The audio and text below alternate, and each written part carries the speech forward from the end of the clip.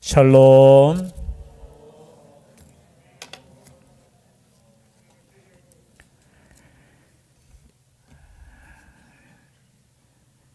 예배의 정의를 하라 하면은 여러 가지 정의를 할 수 있겠지만, 예배란 하나님의 사랑에 반응하여 하나님께 기쁨을 드리는 모든 행위를 예배라 합니다. 예배가 뭐라고요? 제가 다시 읽어드립니다. 예배란 하나님의 사랑에 반응하여 하나님께 기쁨을 드리는 모든 행위가 예배입니다. 신학적인 다른 정의도 할 수 있겠지만 이 정의가 신학적인 정의예요. 그러면 예배 전에 우리가 무엇을 받았다는 것을 의미하죠? 하나님의 사랑. 그래서 예배할 수 있는 사람은 어떤 사람이냐? 하나님의 사랑을 경험한 사람, 하나님의 사랑을 받고 있다고 확신하고 믿는 사람, 이 사람들이 하나님께 예배할 수 있는 거예요. 물론 그 형식적인 부분, 우리가 아이들 보면은 예배 시간에 막 장난치고 이러면 야, 예배 그렇게 드리면 안 돼 하고, 그죠? 교회에서 우리가 옛날부터 가르칠 때, 그죠? 기도는 또 어떻게 해야 돼요? 두 손 모으고 눈 감고. 요즘은 그렇게 이야기하지 않죠. 근데 항상 제가 어릴 때는 두 손 모으고 눈 감고 고개 숙이고, 그러면 우리는 또 이렇게 보잖아요, 그죠? 선생님은 보니까 눈 뜨고 기도할 때도 있고, 자기는 두 손 안 모을 때 있거든요. 기도할 때 그렇잖아요, 그죠? 그럼 우리 선생님은 왜 눈 떠요? 하면서, 나는 선생님이니까 눈 뜬다 하면서. 참 이 본이라는 게 중요해요. 그런데 예배라는 것은 형식적인 것 이전에 하나님의 사랑에 감사해서 드려지는 모든 행위가 예배인 줄 믿습니다. 그래서 오늘 말씀에 보면은 이렇게 예배하는 자를 찾으신다고 했어요. 찾으신다. 우리가 하나님을 찾는 것이 아니라 하나님께서 우리를 찾으신다. 생각이 완전히 바뀌는 거예요. 하나님께서 우리를 찾으시는 거지 우리가 하나님을 찾는 거 아니에요. 내가 하나님께 나와왔지만 하나님께서 우리를 부르셔서 나온 것, 이것이 우리의 믿음인 줄 믿습니다. 하나님이 부르시기 전에는 우리가 나아갈 수도 없어요. 그래서 우리가 또 과거부터 예배 형식들이 조금씩 변화되었잖아요. 그래서 종교개혁할 때 가장 중심의 예배를 어떤 예배로 드렸느냐, 이 말씀의 중심.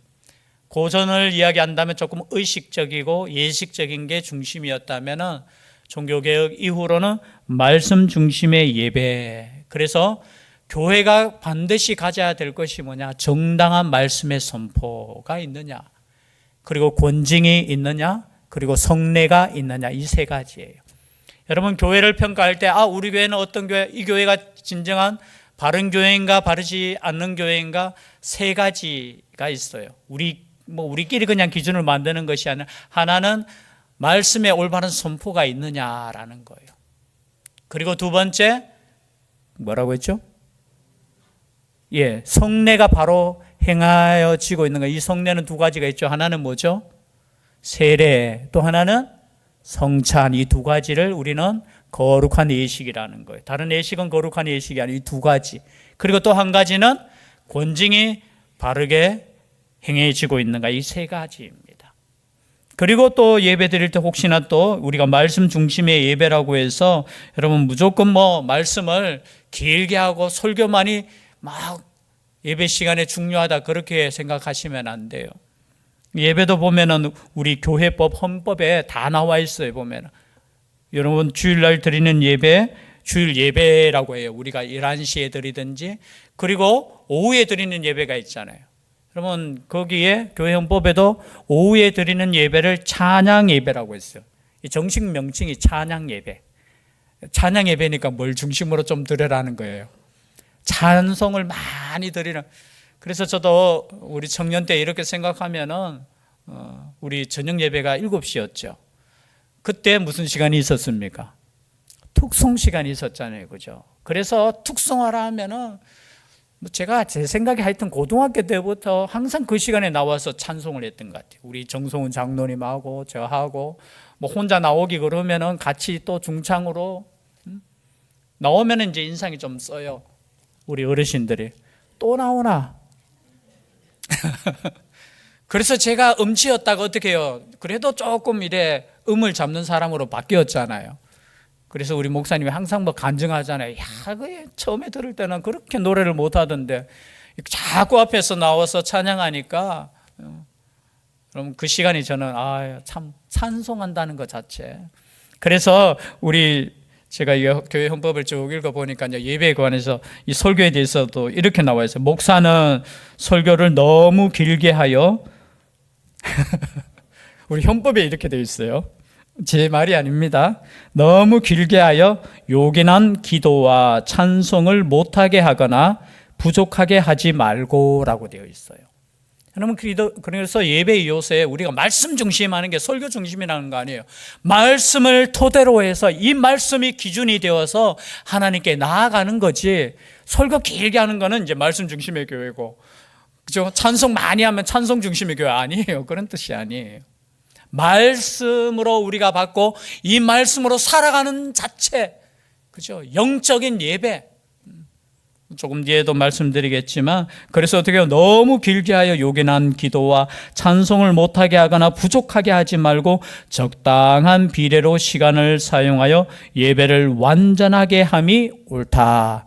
교회법에 나와 있습니다. 그래서 우리의 예배는 온전한 예배를 위해서 최선을 다할 수 있기를 바랍니다. 그래서 제가 최선을 다해서 설교도 짧게 하잖아요. 제가 아는 목사님은 설교가 1시간이에요. 1시간. 제가 듣다가 지쳤어요. 아니, 제가 한 달 할 설교를 한 번에 다 하시더라니까.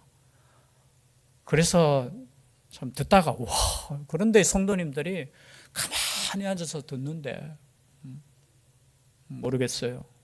어느 게 옳은 건지 모르겠지만, 여러분, 하나님의 말씀을 짧든 길든 하나님의 말씀으로 들을 수 있기를 바랍니다. 그리고 찬송도 온전히 들을 수 있기를 바랍니다. 여러분, 기도도 들으셔야 돼요. 이것이 합해서 하나가 되어서 하나님께 올려지는 예배. 그래서 오늘 말씀에 보면은 여러분 다 아는 말씀이죠. 어디에서 예수님께서 전도하시는 장면입니까? 사마리아예요. 그리고 한 여인을 만났죠. 사마리아 여인.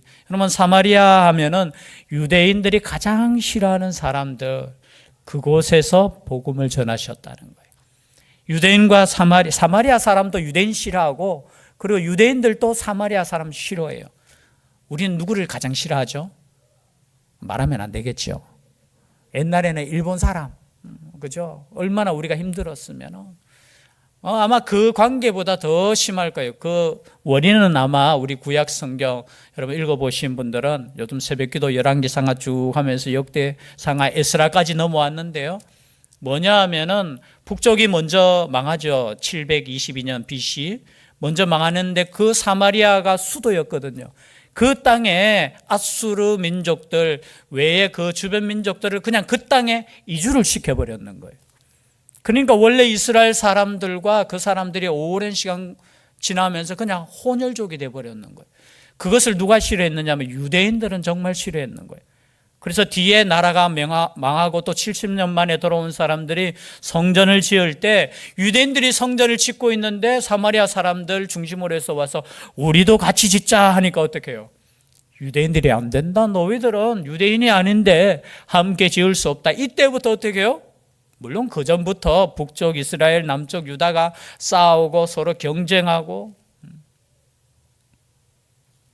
그리고 예수님 오시기 전에도 뭐 여러 가지 사건이 있어요. 북쪽 이스라엘에 보면 그리심산이 있어요. 그 그리심산에 성전을 또 만들었어요. 그러니까 유대인들은 어디에서 예배드려야 돼요? 원래 예루살렘이잖아요. 그 외에서 예배드리는 거는 생각도 할 수 없어요. 그런데 그리심산에 하나님의 성전이라고 해서 그곳을 만들어 놓으니까 어떤 왕이 가서 어떻게 유대, 그죠? 그 통치하는 사람이 가서 그 성전을 그냥 다 부셔뜨려 버리는 거예요. 그러니까 화가 나겠습니까? 안 나겠습니까? 또 화가 나니까, 그죠? 뭐 오는 사람 때로는 그 사마리아 땅에 지나는 유대인들을 죽이기도 하고요. 그러니까 죽이니까 또 여기서는 또 복수해야 되잖아요. 또 거기에 가가지고 사마리아 사람들을 학살하고요. 그 안에서 서로 막 싸움이 일어나는. 그러니까 힘으로 안 되니까 어떻게 해요? 예수님 오시기 전에, 태어나시기 전에 얼마 전에는 그냥 사람 뼈가루를 가지고 예루살렘 성전에 그냥 우리로 표현하면 그것을 더럽힌다고 해서 그냥 뿌리는 사건도 일어나니까. 그러니까 항상 예배의 장소에 대해서 싸움이 있었던 거예요. 그래서 이 여인이 예수님을 만나고 난 이후에 그리고 자신의 과거를 말하잖아요. 17절에 보니까 16절에 예수님께서 그 여인에게 네 남편 데리고 오라 하니까 어떻게 해요? 여인이 이렇게 대답하죠. 이르되 나는 남편이 없나이다. 예수께서 이르시되 네가 남편이 없다 하는 말이 옳도다. 너에게 남편 5이 있었고 지금 있는 자도 내 남편이 아니니 내 말이 참되도다. 즉 말해서 자신의 과거를 아는 분이니까 야 당신은 선지자입니다. 여기서 뭐 남편 5 영적으로 뭐 해석하시는 분들이 있어요. 사마리아 땅에 있는 5 민족, 이주했던 그 5 민족이 가지고 있던 그 우상들이 5 남편으로 네가 섬겼는 거 아니냐 이렇게 해석하는 사람도 있는데 그렇진 않아요. 진짜 남편이 있었던 5명이 있었던. 왜냐하면 뒤에 말씀에 보면은 그렇게 나와 있어요. 내가 행한 모든 일을 내게 말한 사람을 와서 보라. 29절에 보면은 즉 말해서 나의 과거를 아는, 내가 그렇게 살았는 것을 아는 이 선지자와 같은 사람을 한번 와서 보라면서 전도하는 그 말의 고백에서 자신의 과거를 아는 그 사람, 이분은 선지자다. 그래서 이 선지자에게 첫 번째 질문이 뭐냐? 이 질문인 것이에요. 우리 조상들은 이 산에서 예배하였는데 당신들의 말은 예배할 곳이 예루살렘에 있다 하더이다 라는 거예요. 즉 말해서 당시에 가장 중요한 문제, 어디에서 예배를 드리냐라는 거예요. 어디에서? 여러분 이 당시 같으면 어디에서 예배 드린다고 말씀드려야 돼요? 답이 예루살렘이죠. 근데 예수님께서 답을 말씀하시는데 이렇게 말씀하시는, 예수께서 이르시되 여자여 내 말을 믿으라. 내가 지금 하는 말을 너는 믿어야 돼. 믿으라. 이 산에서도 말고 예루살렘에서도 말고 너희가 아버지께 예배할 때가 이르리라. 그때가 언제냐? 그때가 지금이라는 거예요. 여러분 만약에 예수 그리스도께서 이 땅에 오시지 않았고 예수 그리스도께서 우리의 생명을 위해 십자가 지시지 않았다면 우린 지금 예배를 어디에 가서 예배 드려야 돼요? 예루살렘에 가서. 여러분 예루살렘에 갔다 오신 분 한번 손 들어주세요. 아유 몇 분 계시네요. 우리 나중에 한번 가십시다. 저도 못 가봤거든요. 그러면 예루살렘에 가서 여러분 예배를 드려야 돼요. 제사를 드려야 돼요. 뭘로 예배를 드려야 돼요? 아니 장소는 둘째치고 뭘로 예배를 드려야 돼요? 과거는 무엇으로 예배 드렸습니까? 양을 잡아야 돼요. 소를 잡아야 돼요. 지나가는 비둘기, 우리 집 식구 중에 비둘기 진짜 싫어하는 딸이 있어요. 아니 비둘기를 왜 그렇게 싫어하는지 몰라. 그런데 여러분 과거에는 비둘기를 잡아서 제사를 드렸다니까요. 여러분이 제사 드리려면 지금 뭘 끌고 오셔야 돼요? 제가 제사장이라고 치고 여러분은 지금 아침에 준비한 뭘 끌고 와야 돼요? 양 끌고 오셔야 돼요. 그리고 뭘 들고 와야 돼요? 비둘기 갖고 오셔야 돼요. 그냥 갖고 와서 형식으로 드리는 것이 아니라 그것을 죽여야 돼요. 피를 가지고 하나님께 예배 드려야 돼요. 아니 몇 사람 오겠어요? 아침에 일어나가지고 이렇게 오는 것도 힘든데, 그죠? 양 들고 양 끌고 오고 그리고 목욕도 깨끗하게 또 하셔야 되고, 어디 가서 예배 드리냐 이 말씀 앞에 예수님께서 하시는 말씀이 이렇게 하시는 거예요. 거기서 예루살렘도 말고 그리고 이 산 그리심산을 말하는 거예요. 거기 사마리아 땅 옆에 있는 그 산에서도 말고 하나님께 예배할 때가 온다는 거예요. 그래서 23절에 아버지께 참되게 예배하는 자들은, 여러분 예배는 누구에게 드리는 겁니까? 너무나 잘 아시는 거잖아요. 예배는 하나님께 드리는 줄 믿습니다. 하나님께 예배 드리셔야 돼요. 그런데 예배의 주체가 자신이 되면 안 돼요.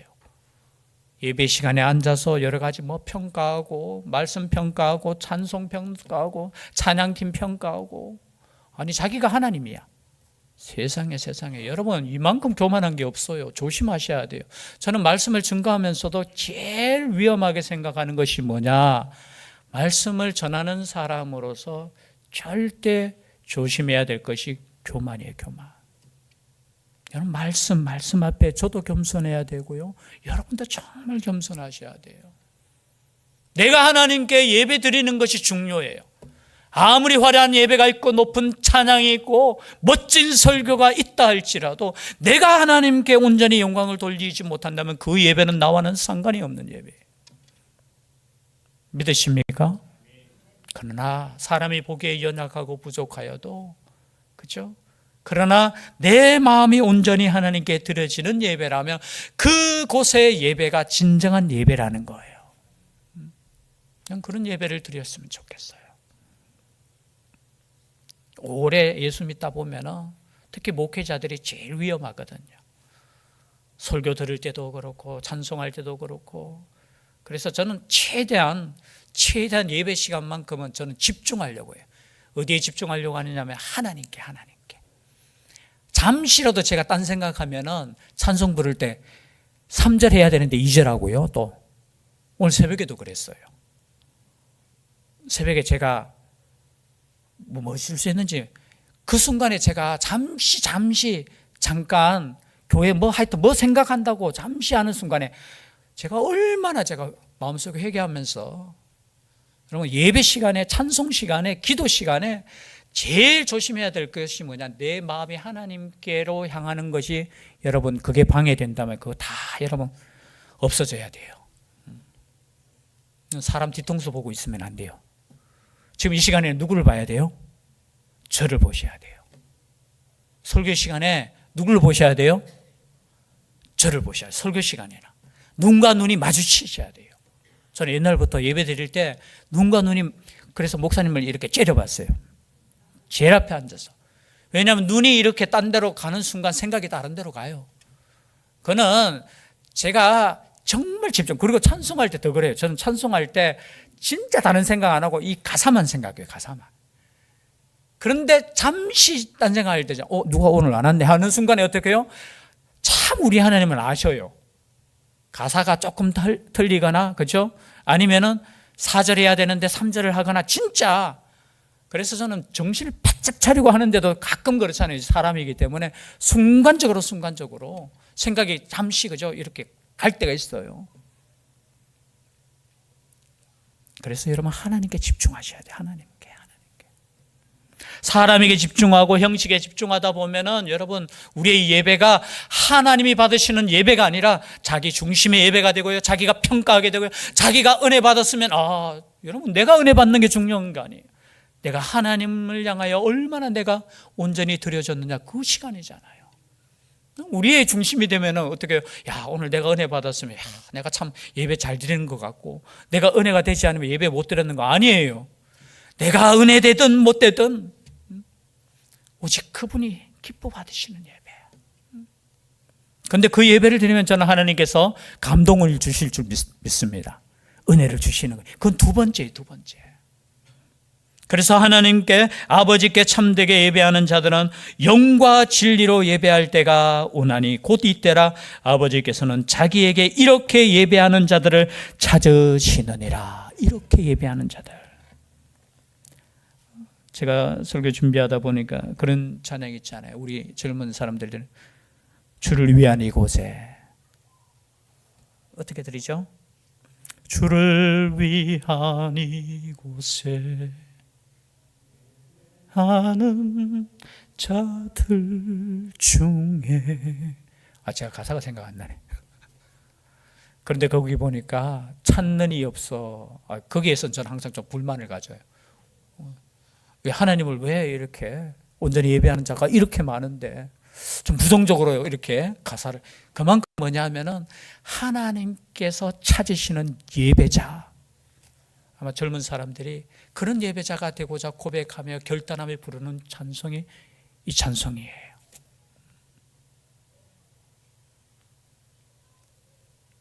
그런데 오늘 말씀해 보니까 그럼 그런 예배가 어떤 예배냐? 영과 진리로 예배한다 했잖아요.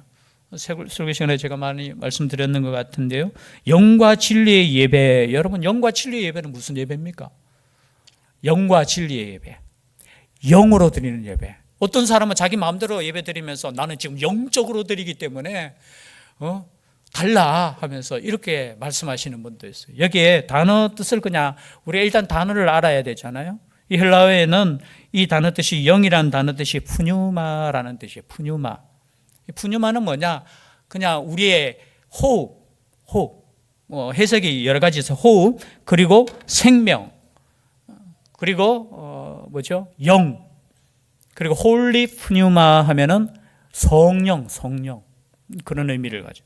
그래서 영이라고 했을 때 우리의 영을 다하여서, 다른 의미로 말하면 하나님께 우리의 마음을 다하여서, 우리의 중심을 다하여서, 그게 첫 번째고요. 두 번째는 아까 푸뉴마 했을 때 성령이라고 했잖아요. 그래서 이 성령이라는 단어를 생각하시면서 어떻게 해요? 영적으로 성령 하나님께서 주관이 되셔서 예배 드리는 거. 왜냐하면 요한복음 20장 22절 23절에 보면은 이 말씀을 하시고 그들을 향하여 숨을 내쉬며 이르시되 성령을 받으라. 요한복음에서 나오는 영은 거의 대부분이 성령 하나님을 의미해요. 그리고 요한복음 7장에도 마찬가지예요. 나를 믿는 자는 그 배에서 생수의 강이 흘러 넘치리라고 했을 때 그 생수의 강이 뭐라고 했습니까? 성령님. 요한복음을 여러분 자세히 읽어보시면 성령님에 대해서 굉장히 사도행전뿐만이 아니라 요한복음에서도 굉장히 많이 말씀하셔요. 그래서 성령을 받으라 하면서 숨을 내쉬니까 제자들에게 어떻게 성령이 충만한 그 요한복음에 나오는 말씀이에요. 그리고 뒤에 나오는 진리라고 했잖아요. 진리. 알레데이아라는 단어예요. 알레데이아. 진리란 뭐냐? 변하지 않는 거. 변하지 않는 거. 히브리 성경으로 보면은 에메트라는 단어를 쓸 거예요. 그 에메트에서 뭐가 나옵니까? 아멘이라는 단어가 나와요. 변하지 않는. 우리가 기도하고 난 뒤에 뭐라고 우리가 고백합니까? 아멘 하잖아요. 아멘은 뭐냐? 이 말씀이 변하지 않고 그대로 응답되기를 원합니다 하는 그런 뜻이잖아요. 우리 성경 말씀을 읽고도 뭐 합니까?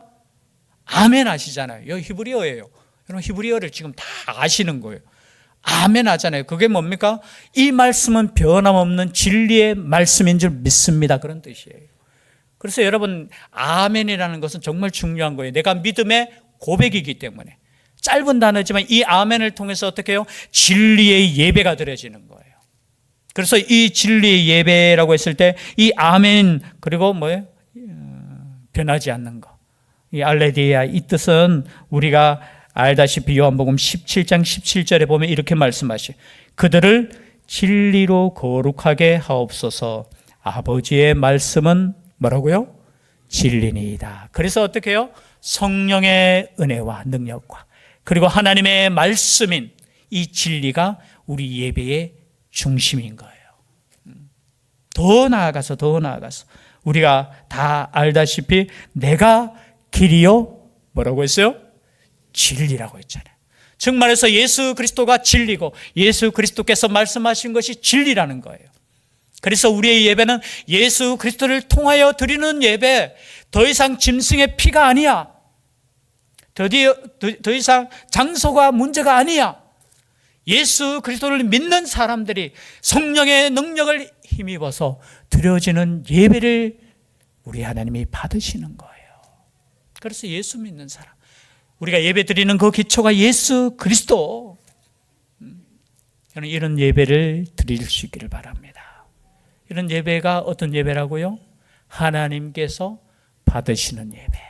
그런데 우리 하나님은 이러한 사람들을 찾고 계신다는 거예요. 그래서 하나님은 뭐라고 이야기합니까? 영이시니 예배하는 자가 영과 진리로 예배할지나. 이 말씀이 이제 결론의 말씀이에요. 하나님은 영이라는 뜻은 무슨 뜻이에요? 똑같은 푸뉴마라는 단어예요. 하나님은 영이라는 것은 어느 장소에만 있는 것이 아니라 모든 곳에, 어느 곳에든지. 그래서 여러분 지금 대신교회에서 예배드리는 것도 하나님이 받으시는 줄 믿습니다. 늘 푸른 교회에서 드리는 예배도 하나님께서 받으시는 줄 믿습니다. 또 어느 교회 있어요? 여기 위에 동광교회. 여러분 모든 교회에서 드리는 예배, 그 모든 곳에 누가 계십니까? 하나님이 계시는 거예요. 그래서 여러분 예배드리는 태도가 정말 조심하셔야 돼요. 제가 어떤 개척교회 목사님의 고백 중에 하나가 지금 생각나는데요. 자기 교회에도 이렇게 개척을 하고 왔는데 어느 집사님 내외가 이렇게 새로 나오니까 얼마나 기쁘겠습니까? 기쁠까요? 안 기쁠까요? 뭐 개척을 해보셔야지 알지. 여러분 목회자는 다른 거 없어요. 예배 시간에 성도들이 앉아있는 거 그게 제일 행복해요. 그런데 개척교회니까 사람이 없는데 여러분 한 사람이 와서 예배 드리는 그 자체가 얼마나 감동적이겠어요. 근데 나중에 이야기하는 중에 죄송해요, 그냥 이야기 속에 약간 씁쓸하다는 거예요. 어떤 느낌을 받았느냐, 그 목사님 그냥 고백이에요. 이 집사님들이 참 이 작은 교회에 나와주더라라는 그런 의미 있죠. 좀 이해되십니까? 이렇게 내가 나와서 예배 드리는 걸 굉장히 조금 자랑스럽게, 그래서 자기가 이분이 만약에 예를 들어서 큰 교회 그곳에서 그냥 예배 드릴 때도 이런 마음 가질까? 그래서 목회자 앞에서 내가 이렇게 그래도 이 작은 교회 와서 이렇게 예배 드려주는 것처럼 이렇게, 그래서 그 마음에 조금 상처를 받았다 하면서 저한테 고백을 하더라고요. 여러분 개척교회든지 지하교회든지 뭐 50층 높은 교회사, 그곳에 하나님이 계시다는 것을 여러분 믿고 예배 드리시기 바랍니다. 그곳이 어디든지, 누구 앞에 섰든지, 누구와 함께 예배 드리든지, 그곳에 하나님이 두세 사람이 내 이름으로 모인 곳에 나도 함께 있다는 것을 여러분 믿고 예배 드릴 수 있기를 바라요. 그게 영의 예배, 그게 영적인 예배. 내가 어느 곳에만 있는 거 아니에요. 내가 너희들이 예배 드리는 영과 진리의 예배를 드리는 그 모든 곳에 내가 있겠다는 거예요. 그곳이 우리가 드리는 이 장소가 되었으면 좋겠고요, 여러분이 되었으면 좋겠어요. 거기에서 나아가서 어떤 예배가 드립니까? 여러분 알다시피 로마서 12장 1절 말씀에 있죠. 그러므로 형제들은 내가 하나님의 모든 자비하심으로 너희를 권하노니 너희 몸을 하나님이 기뻐하시는 거룩한 산제물로 드리라. 이는 너희가 드릴 영적 예배니라. 여기에 또 영적이라는 단어가 나오잖아요. 근데 여기에서 영적인 푸뉴마라는 단어가 아니에요. 여기는 단어가, 죄송합니다, 자꾸 헬라어 이야기에서, 그러나 중요하기 때문에 여기에서는 로기코스라는 단어 나와요. 어디서 많이 들어본 단어죠. 로고스라는 단어에서 파생된 거예요. 즉 말해서 여기서 영적인 예배는 앞에 있는 우리가 지금 말하는 영적인 예배가 아니라 말씀으로 드리는 예배, 너희들이 말씀 가운데 이 말씀을 들고 이 말씀으로 세상을 향해 살아가는 그 자체가 예배라는 거예요. 그래서 우리의 예배가 여기서 끝나는 것이 아니에요. 한 주간의 삶을 통해서 하나님의 말씀으로 몸부림치며 우리의 몸을 하나님께 드리는 예배, 그 예배가 하나님께서 받으시는 예배라는 거예요. 그런 예배. 그리고 마지막으로 히브리서 13장 15절에 이 말씀이 있어요. 제가 읽어드립니다. 그러므로 우리는 예수로 말미암아 항상 찬송의 제사를 하나님께 드리라. 이는 그 이름을 증언하는 입술의 열매니라. 16절입니다. 오직 선을 행함으로 나누어 주기를 잊지 말라. 하나님은 이 같은 제사를 기뻐하시니라. 더 나아가서 찬송의 제사, 나누어줌의 제사, 그 예배가 하나님께서 말씀하시고 하나님께서 받으시기 원하시는 예배라는 것, 그 예배를 드리는 예배의 공동체, 하나님이 찾으시는 예배자가 될 수 있기를 주의 이름으로 축복합니다. 기도드리겠습니다. 사랑의 하나님 감사드립니다. 오늘도 우리의 삶을 드리며 하나님께 예배드립니다. 우리의 예배를 받아주시고 우리의 삶을 통해 온전한 예배자로 서게 하여 주시옵소서. 함께하여 주실 줄 믿사오고 예수님 이름으로 기도드리옵나이다. 아멘. 찬송 드립니다. 말씀 위탁을 드립니다. 천국의 시민권을 선물로 얻으신 성도 여러분, 오늘 들은 말씀을 나가서 전파하며 복음의 증인되어 사십시오. 아멘. 이제부터 성도로서 말씀에 순종하는 삶을 살도록 힘쓰겠으며 나가서 복음 전하며 성도답게 살겠습니다.